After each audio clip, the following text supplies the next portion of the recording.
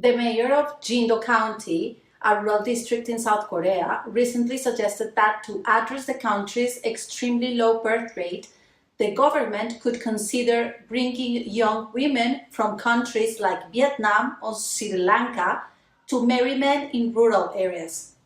And yes, on the surface, that sounds completely wrong. The idea of importing women as a demographic strategy feels reductive. It feels transactional. It feels like women are being discussed as supply. But before reacting only emotionally, we need to slow down, because this is not just about the comment. It reveals how governments think under pressure. South Korea has one of the lowest fertility rates in the world, around 0.7 children per woman. That is far below replacement level. The consequences are real. An aging population, a shrinking workforce, long-term strain on pensions, economic anxiety about the future. So demographic pressure is not imaginary, it is structural. But, and this is important, South Korea does not have a national shortage of women. The country is not lacking women.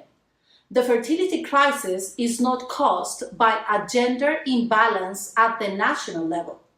Urban centers offer opportunity. Rural regions age. And in some of these rural areas, there are higher proportions of unmarried men.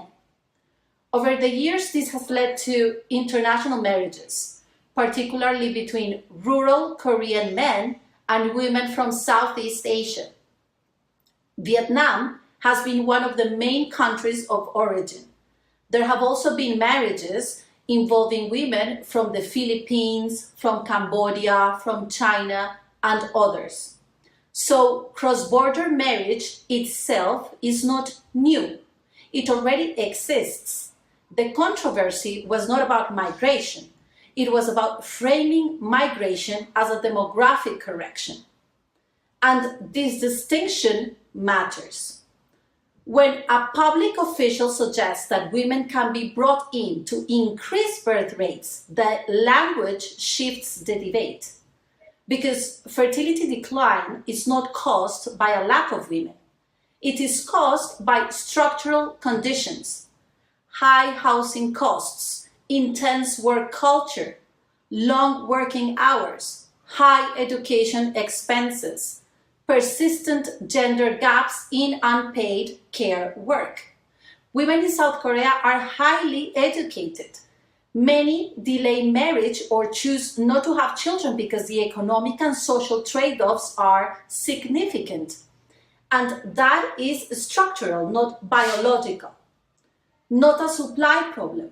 So when the conversation moves towards sourcing women externally, it can signal avoidance of deeper reform. And this is where it comes and becomes uncomfortable.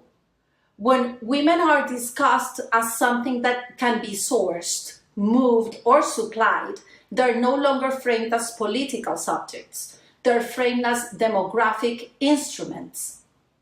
And historically, when states experience demographic panic, whether decline or growth, women's bodies often become central to policy narratives, sometimes through incentives, sometimes through restrictions, sometimes through rhetoric. That pattern repeats, and fertility decisions are deeply personal. They depend on economic stability, work-life balance, childcare system, housing affordability, and gender equity at home and at work. Countries that manage demographic transitions move effectively, invest in affordable childcare, parental leave, flexible work structures, and caregiving responsibilities. And we don't have to go back decades to see how demographic anxiety reshapes policy conversations. In recent years, several governments facing demographic decline have introduced strong pronatalist policies. In Hungary, for example, the government has offered significant financial incentives to encourage childbirth through tax exemptions and loans that are forgiven if families have more children. There is no coercion, but the message is clear. Reproduction is framed as a national priority. In China, the shift has been even more striking. After decades of the one-child policy, a period of strict population control, the government reversed course. Now it actively encourages families to have more children. The demographic objective changed, and reproductive policy shifted with it.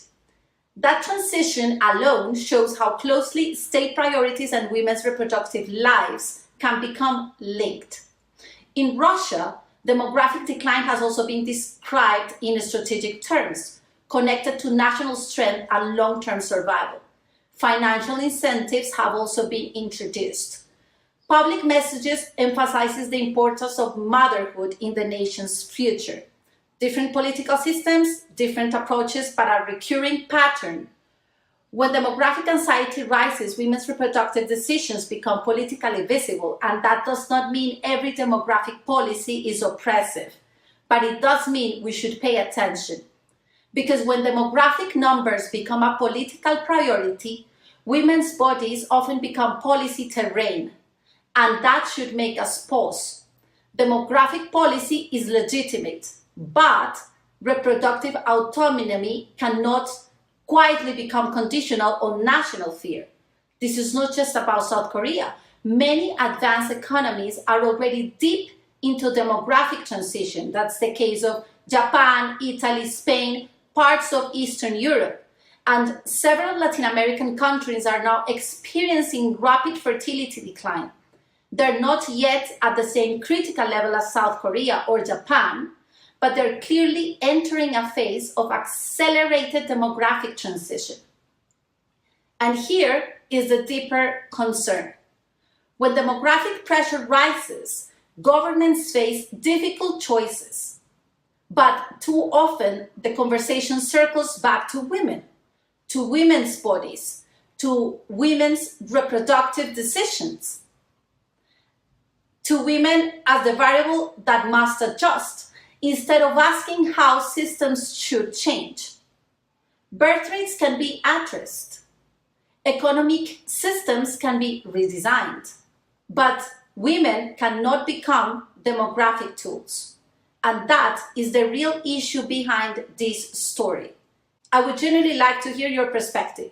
When countries face demographic decline, who is expected to adapt? The system or women?